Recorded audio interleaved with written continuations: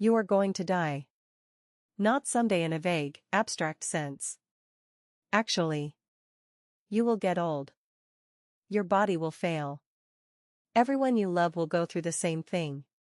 Most people spend their entire lives running from this fact. They stay busy enough that they do not have to think about it.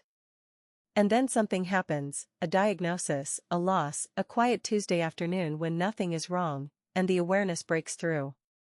And it is terrifying. The Lubavitcher Rebbe was not afraid to sit with this question. He thought about it carefully. And he said something surprising. He said, the fear of death is not really a fear of dying. It is a fear of wasted life. The terror you feel when you actually let yourself think about your mortality is not, at its core, about the end.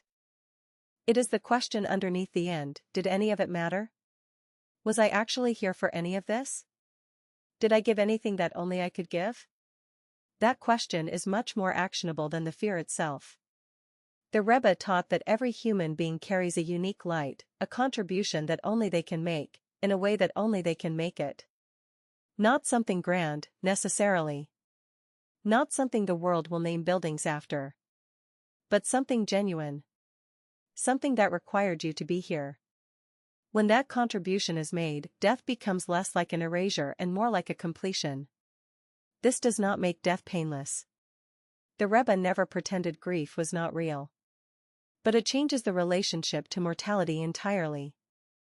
The person who is terrified of dying is often the person who feels they have not yet started living. The urgency you feel when you confront your mortality, use it. Not to panic. To prioritize. What have you been putting off? What have you stopped letting yourself want because wanting it felt too dangerous? Who in your life have you been meaning to show up for? The awareness that time is finite is not a curse. It is the most clarifying information you will ever receive. The Rebbe used to say, today is a day you will never have again. Not as a cliché.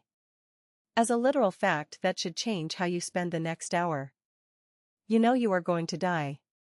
Most people know this and then immediately forget it and go back to whatever they were doing. The people who actually absorb this fact, who let it land, who sit with it long enough for it to change something, those people live differently. Not more anxiously. More deliberately. There is a version of your life that is fully inhabited. Where you are actually present for the moment you are given. Where the people who matter to you can feel that they matter. Where the work you do carries the weight of someone who knows they will not always have the chance to do it. That version of your life is still available. But not indefinitely. The awareness of death, held correctly, is not what makes life frightening. It is what makes life matter.